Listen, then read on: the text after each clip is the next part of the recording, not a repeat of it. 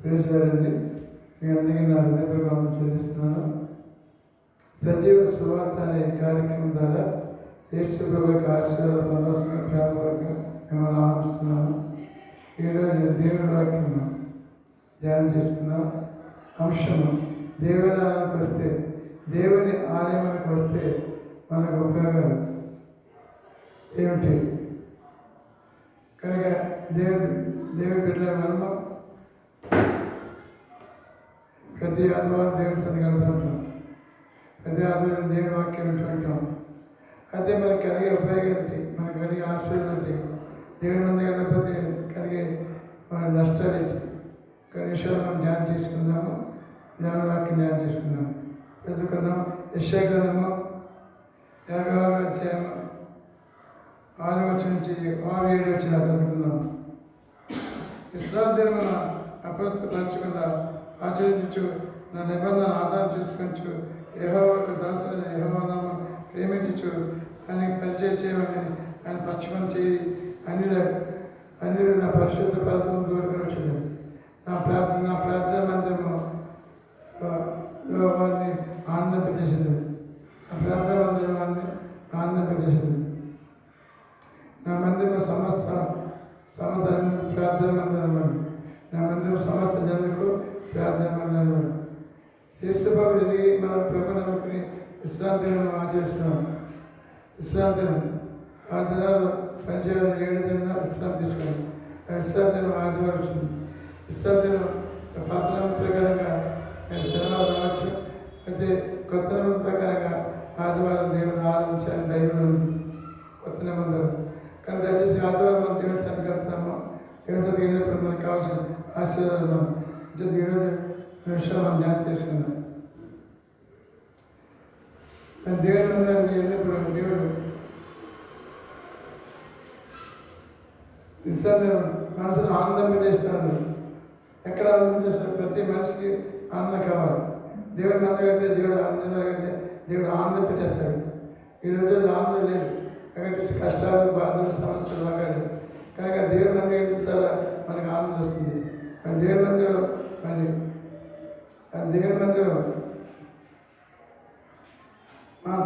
దేవుడి మందిరం ఏంటి?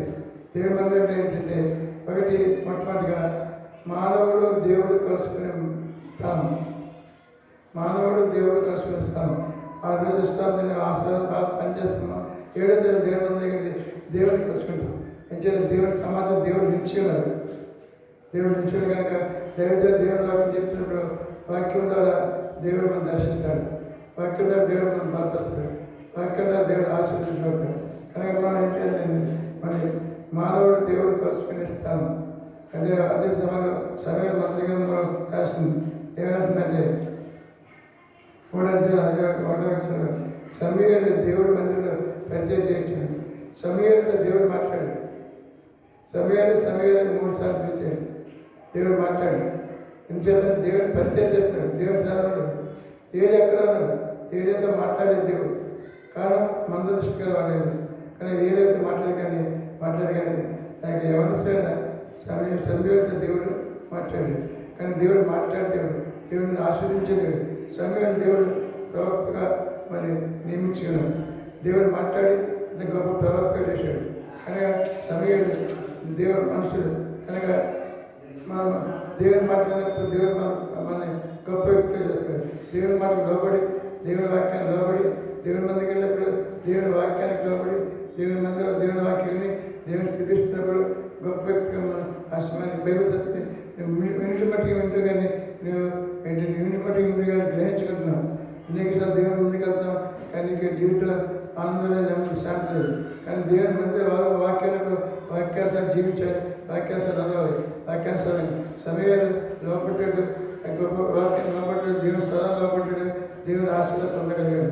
కానీ నీవు నేను ఇక్కడ దేవుని మంది కానీ ఆనందపడదు, ఆశీర్వాదం ఆరోగ్యం పొందగలుగుతున్నావు. ఎన్ని సంవత్సరాలు దేవుని సరికన్నా నూతన సంవత్సరం వల్ల తిరిగి ఈ 3వ వారంలో దేవుని సరిగ్గా వెళ్ళి దేవుని ఆశీర్వాదంతో రేపు రాబోయే ఆదివారంలో దేవుని సన్నిధి మనం ఉండాలి. దేవుని సన్నిధి ఉండి దేవుని సన్నిధి మనం ఇచ్చేది దేవుని సన్నిధి. కనుక మా రెండవదిగా దేవుడు నీ మాట వినిస్తాను. రెండవది దేవుడు నీ మాట వినిస్తాను. కొంత సమయం ఒకటైతే పని వచ్చిన అన్న ప్రార్థన చేసింది. ప్రార్థన చేసినప్పుడు ఏం జరిగిందంటే దేవుడు ఆ మాట ఆలకించాడు. దేవుడు ఆ మాట చేస్తే బైబిల్ చదువుతుంది. ఇరవై కానీ మూడొచ్చిన నీవు నాకు మొదలుపెట్టము, నేను ఒక తెలిసిన గోడమైన సంగతి నీకు తెలియజేస్తున్నాను. దేవుడు మొదలుపెట్టాలి. దేవుడికి చాలా దేవుడు మొదలుపెట్టారు. భక్తులతో మాట్లాడుతుంటారు, అక్కడ దేవుడు చేస్తుంటారు. దేవుడు కానీ దేవుడు మాట్లాడినప్పుడు మౌనంగా దేవుడు నీ మాట విన్నాను, నీ మాట వినేస్తాను, నేను మొదలుపెట్టాను. ఏంటంటే ఆమెకి బిడ్డ లేదు, చాలా చాలా స్వాతంత్రం పడదు. ఇంట్లో దూషిస్తున్నారు, బయటలో దూషిస్తున్నారు అన్నాను. ఆయన ఏం చేసింది, దేవుడి మందిరానికి వెళ్ళి తన ఆత్మ కుమర్చుకుని, నువ్వు దేవుడి మందిరానికి నీ ఆత్మ కుమర్చుకున్నావా, దేవుడి మందిరానికి ప్రార్థన చేయగలుగుతున్నావా, దేవుడి మందిరానికి దేవుడిని మేపరచగలుగుతున్నావా, నీ ఆత్మ దేవుడికి అప్పు చెప్తే అప్పుడు దేవుడు నీ మాట వింటాడు. దేవుడు నీ మాట వినిస్తాను. ఏది మొదలుపెడితే దేవుడు అది మేలు చేస్తాడు. మరి అన్న అలాగే దేవుడి సన్నిధికి వెళ్ళి మొదలుపెట్టింది, ప్రార్థన చేస్తుంది. మరి దేవుడు తన కార్యం చేశాడు, తనున్న లోటు తీర్చాడు, తన జీవితంలో ఒక గొప్ప మేలు చేశాడు. ఏం చేద్దంటే ఆయన నిజముగా మొదలుపెట్టే వారికి నేను సమీపంగా ఉన్నాడు. కీర్తన రాస్తుంది, నిజముగా మొదలుపెట్టే వారికి నేను సమీపంగా ఉన్నాను.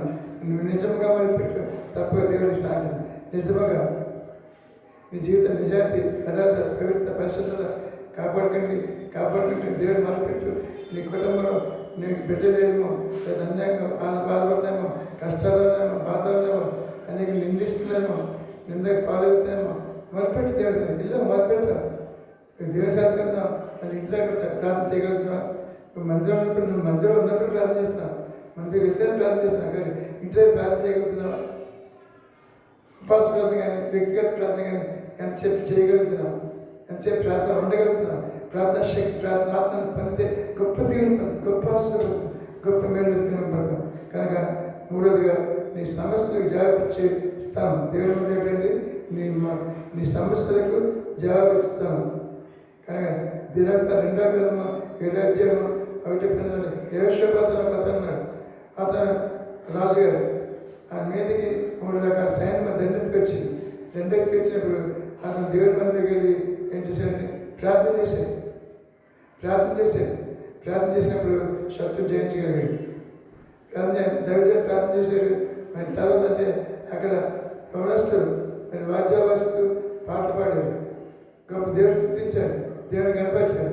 తద్వారా గొప్ప కార్యం జరిగింది అని ఏదైనా యెహోషాపాతు ప్రార్థించగా గొప్ప విజయం వచ్చిందండి. విజయం కానీ ప్రార్థన శక్తి, ప్రార్థన దేవుడు నీ మాట వినిస్తాను.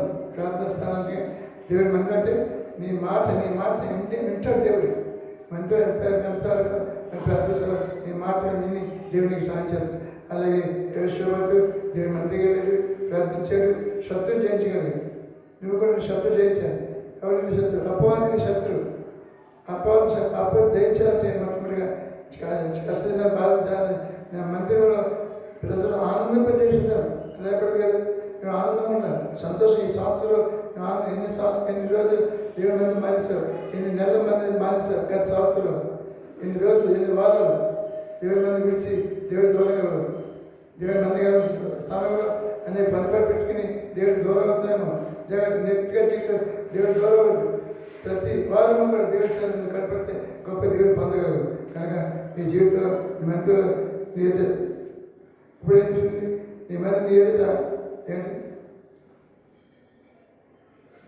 అంతే శ్రమ వచ్చింది. ఎక్కడైంది శ్రమ వచ్చింది, చాలా శ్రమ వచ్చింది, కానీ జయజీవి కలిగి కారణం ప్రార్థన శక్తి. దేశం రాగలి మూడోది నీ మందిరంలో రోగ స్వస్థత. నీ మందిరం వెళ్ళినప్పుడు దేవునికి ఆరోగిస్తాడు. అపస్కారం మందిరం పుట్టిన వాళ్ళకి పెట్టుబడినాడు అనేసి దేవుని మందిరం దగ్గర మన లోపలికి వెళ్ళలేదు. పుట్టిన మందికి గుడ్డివాడు. అపస్కారం 3వ అధ్యాయం 1వ వాక్యం. కానీ దేవుడి మాట బయట నుంచి వింటాడు, కానీ లోపలికి వెళ్ళలేదు. చాలామంది దేవుడి మంది వెళ్తారు, కానీ లోపలికి వెళ్ళలేదు. బయట కూర్చుంటారు, మెట్ల మీద కూర్చుంటారు, లోపలికి వెళ్ళదు. లోపలికి వెళ్తే పాస్ అవుతుందేమో, లేకపోతే ఏదో చెప్తారు, ఎందుకంటే మనకి లోనికండి గుడ్డివాడు. కానీ లోపలికండి కానీ ఆ రోజున దేవసేవకు వచ్చి ప్రార్థించినప్పుడు ఏం చేసేది ఇది అర్థం గొప్ప ఆశ పొందగలరు. గొప్ప ఆశీర్వాదం పొందగలిగాడు. కానీ వ్యక్తిగత జీవితంలో ఆశీర్వాదం పొందాలి. అనారోగ్యం పోవాలి, అనారోగ్యం పోవాలి, బాగా పోవాలి. ఇసుగా ఏంటంటే అతనికి అనారోగ్యం వచ్చింది. అనారోగ్యించినప్పుడు దేవుని ప్రార్థన చేశాడు. బాగుపడిన వెంటనే ఇసుగా దేవుని ఆలయానికి వెళ్ళాను. దేవుని ఆలయం అడిగిపెట్టాడు. మరి నువ్వు ఎన్నోసార్లు దేవుడిని ప్రార్థన చేస్తావు, దేవుని దగ్గర అనారోగ్యంగా ప్రార్థన చేయించుకున్నావు, దేవుడిని బాగు చేశాడు. అదే దేవుని మందికి వెళ్ళగలుగుతున్నావు. ఇంటి వాళ్ళు బాగుపడ్డాడండి. గంతులు వేయచ్చు దేవాలయం వెళ్ళినావు. గంతులు వేస్తూ దేవాలయం ఎన్నిసార్లు దేవాలయం మానేసావు. అంచేత నేను అనారోగ్యం పోతుంది, నేను అనారోగ్యం పోతుంది, దీర్ఘాలు వేస్తున్నావు.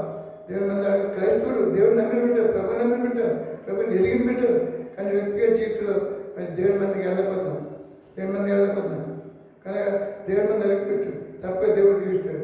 ఏం చేస్తే ఇంటి వాడు స్వస్థత పొందిదాకా అలాగే 10 మంది క్రిస్టియన్లు బాగుపడ్డారు. కానీ ఒక్కడే వెనక్కి తిరిగి వచ్చాడు. మిగతా తమ్ముడు కూడా దేవుని దూరం వెళ్ళిపోయాడు. కానీ ఎన్నిసార్లు దేవుడిని లోనానికి వచ్చేప్పుడు దేవుని మంది దగ్గర భాషగా ప్రార్థన చేయించుకున్నాం, బాగుపడ్డావు. కానీ దేవుడి మంది నిర్లక్ష్యం చేస్తున్నాం. మనం తిరిగి అనారోగ్యం వచ్చేస్తామా? వద్దు. దేవుని మంది దగ్గర దేవుని వాక్యం విడిచిపెట్టారు. ప్రతి ఆదివారం ఎన్ని ఆదివారాలు దేవుని దూరం అయిపోయారు. ఎన్ని ఆదివారాలు 52 వారాలు, 365 రోజులు. మరి కనుక 52 వారాలు, ఎన్ని వారాలు దేవుని దూరం అయిపోయావు. ఈ రోజున సోదరి బ్రతమార్చున్నాను. నా మందిరంలో సమస్త జనం ఆనందింపజేసేది. నేను నీకు ఆనందం కావాలి. క్రైస్తవుడు భాష విన్నావు, దేవుని నమ్ముకున్నావు, ప్రభుమాట విన్నావు, ఆత్మ పొందుకున్నావు, భాష మాట్లాడుతున్నావు, దేవుని వస్తున్నావు, ఇస్తున్నావు, అన్ని కార్యక్రమాలు పాల్గొన్నావు. కానీ వ్యక్తిగత జీవితం ఇంకనో ప్రభు దూరం అయిపోతున్నాము, దేవుని మందిరం దూరం అవుతున్నాము. దేవుని మంది ఏ పరిస్థితుల్లో దేవుడి మందిరం దూరం అవుతుంది. దేవుని మందిరం ఆదివారం నేను ఆడపోతుందండి, నాకు బాబు డ్యూటీ వేసేదండి. బాబు డ్యూటీ వేస్తే మార్చుకో, ఉద్యోగస్తుగా మార్చుకో. నాకు ఒకప్పుడు ఉద్యోగస్తుంది, అయితే నాకు డ్యూటీ ఇస్తాను, కావాలని డ్యూటీ ఇస్తాడు. కానీ నేను ఏం చేశానంటే నా పక్క సోదరుని బెత్వాలని నా డ్యూటీ అప్పకి చెప్పి నేను బయటకు వెళ్ళి దేవుని మంది దగ్గర దేవుని ఆరాధించుకునేవాడిని. సోదరు నీవు కూడా నీ వ్యక్తిగత జీవితం దేవుని అందరూ దూరం అయిపోతున్నావు. నీ ఉద్యోగస్తులు, నీ వ్యాపారస్తున్నా, లేకపోతే కాలేజీ కూడా కష్టం అయి ఉన్నావు. నీ వ్యక్తిగత జీవితం దేవుని దూరం అవుతావు, ప్రభుత్వం వస్తావు. ప్రభుత్వం లేకపోతే దేవుని మంది రాలేకపోతే నువ్వు దేవుని మంది ఉంటావు, నీ బిడ్డలు ఎక్కడ తిరుగుతుంటారు. నువ్వు దేవుని మంది ఉంటావు, నీ బిడ్డలు నువ్వు మీ భార్య ఇద్దరు కూడా దేవుని మంది ఉంటారు. నీ బిడ్డలు ఎక్కడుంటారు? ఇంటి దగ్గర విడిచి వచ్చేస్తాంటారు. నీ బిడ్డలు తీసుకురా దేవుని మంది. ఎందుకు తీసుకురాను? అది రాలని నా మాటని ఎందుకంటే అది భయం చెప్పి దేవుని తీసుకురా. ఎవరిస్తే అయితే మరి ఎవరి కొట్టాలు పంపించి, ఎవరి కొట్టాలు పంపించి, చిన్నపిల్ల చంద్రస్కి పంపించి వీళ్ళిద్దరు దేవుని ఆలోచించాలి. నేను నా కుటుంబం యెహోవాను ఆలోచించిందని యెషయాను. నేను నా కుటుంబం దేవుని సేవించిందంటాడు. నీవు నీ కుటుంబం దేవుని సేవిస్తున్న ఆదివారం పూట, ఆదివారం నీ జీవితం విలువైనది. ఆదివారం మరి శిష్యుడికి వెళ్ళడం, లేకపోతే ఎక్కడ బంధువులకి వెళ్ళడం, లేదా పెళ్ళికి వెళ్ళడం, లేకపోతే పుట్టినరోజు చేసుకోవడం కుదరదు. క్రైస్తవుడా దేవుని బిడ్డ, ప్రభు బిడ్డ నీవే. ఈ మైక్రోని దేవుని సోదర, ఈ స్థానం దేవుని సోదర, దూరకాలంలో బిడ్డ, దూరదేశంలో బిడ్డ, దూరదేశంలో కూడా అక్కడ కూడా మందిరాలు ఉంటాయి.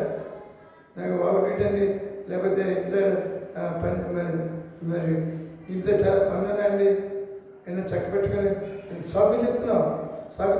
నా మందిరంలో అనేక ఆనందింపజేసేదిను, నిన్ను ఆనందింపజేసే స్థలము దేవుని మందిరం. ఏడేని భక్తి ఉన్నాడు. ఆ భక్తి యొక్క బిడ్డలు దేవుని మందిరం ఉన్నాడు. దేవుని మందిరం సేవ చేస్తాడు. కానీ వాడు ఏం చేస్తుంటే మందిరం వచ్చిన స్త్రీలతో పాపం చేశాడు. పాపం చేస్తే పాపం జీవితం మరణం. ఆఖరి వారిద్దరు కూడా మరి చనిపోయారు. అవును, ఒక టైంలో ఏలి దేవజండే. కానీ పిల్లలు మాత్రం ఏం చేస్తుంటే చేసిన పాపం పెట్టి శాపం కొని తెచ్చిపెట్టుకున్నాడు. నీ పిల్లలు శాపం తెచ్చిపెట్టుకోకూడదు. నీతో పాటు దేవుని మందిరం రావాలి. తీసుకొస్తావా? ఏమైనా తోడుకొస్తావా? ఏంటి నీ పరిస్థితి, నీ కుటుంబ పరిస్థితి? నీవు నీ కుటుంబం దేవుని ఆనందం కష్టాలు, బాధలు, సమస్యలు ఎన్నో ఎదుర్కోవాల్సి వస్తుంది. కుటుంబపరంగా వ్యక్తిపరంగా ఉద్యోగపరంగా ఎన్నో కష్టాలు ఎదుర్కొన్నావు. తమ్ముడు, అక్క, చెల్లి, దూరదేశం బిడ్డ, ఇక్కడున్న ఇండియాలో సోదరు, నువ్వు ఏ సంఘానికి సంబంధించినప్పుడు కూడా ఏ డినామినేషన్ సంబంధించిన డినామినేషన్ భేదం లేకుండా సంఘ భేదం లేకుండా నువ్వు ఏ స్థలం భక్తులతో ఏ స్థలం దేవుడు నమ్ముకున్నావు ఆ స్థలం వెళ్ళు. ఈ దినాలు చాలా స్థలాల్లో చాలా మందిరాలు కొబ్బరిగొడ్లు పెరిగిపోతున్నాయి. కానీ దేవుని మందిరం కాదు, దేవుని మందిరం అడిగిపెట్టు, దేవుని ఆరాధగా అడుగుడు యేసు ప్రభు ఆరాధించినప్పుడు వ్యక్తిగత జీవిత రాష్ట్ర క్షణ కడగబడి దేవుని స్థానం నిలబడి దేవుని నిండే విశ్వాసం సిద్ధపడి కడగబడ్డావు, దేవుని పెట్టావు, దేవుని స్థానం వస్తున్నావు. క్రమంగా దేవుని స్థానం ఆరాధించు. అప్పుడు ఆరాధించుకుంటే దేవుని గొప్ప కార్యాలను చూడగలుగుతావు. దేవుని ఆరాధిస్తావా సోదరుని ట్రాంపులు కాలు పడి పెడతావు, గడ్డ పెడతావు. ఆదివారం పరిశుద్ధమైన ఆదివారం అంచేతే నీ దేహము దేవుని ఆలయం, నీ ఆలయం పాటు చేయండి. దేవుని ఆలయం, ఈ శరీరం దేవుని ఆలయం. ఈ ఆలయాన్ని పాటు చేసేవాడిని నేను పాటు చేస్తున్నాను.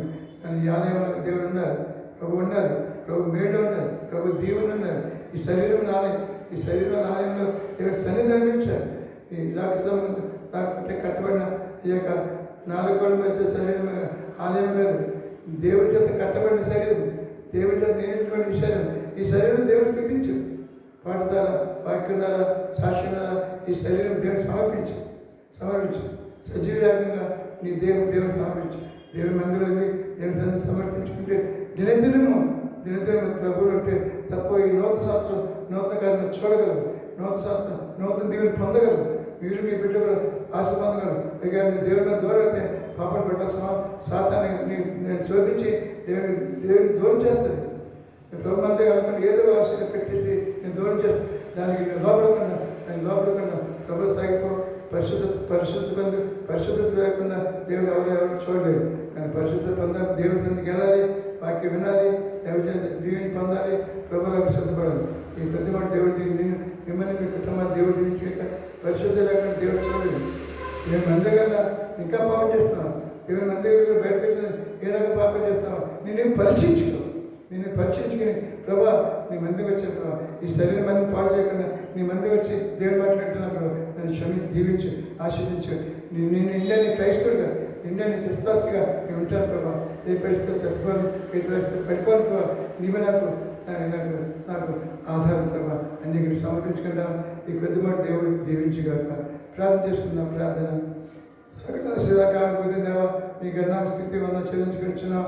ఈ సమయంలో ప్రభా కొద్ది మాటలు తండ్రి ప్రజలు బిడ్డలు వినిన్నారు. విన్న మాట బట్టి దేవుని మీద దూరం కాకుండా ప్రభు మాట దూరం కాకుండా నిన్నే విశ్వాసంగా ప్రతి సంవత్సరంతో కూడా ఆనంద మాసం ఈ ఆనంద మాసంలో ఆనందించే భాగ్య బిడ్డలందరికీ దయచేయండి. నీ కృపాస్త బిడ్డ అప్పగించుకుంటూ ప్రతి పాప శాపాలకి దూరం నుండి ప్రభు యొక్క రాకకి సిద్ధపడి నిండే విశ్వాసంగా అభిషేకాన్ని ప్రతివర్తించి చేసినామని ప్రార్థన సమర్పణ చేసుకుంటున్నాం తండ్రి.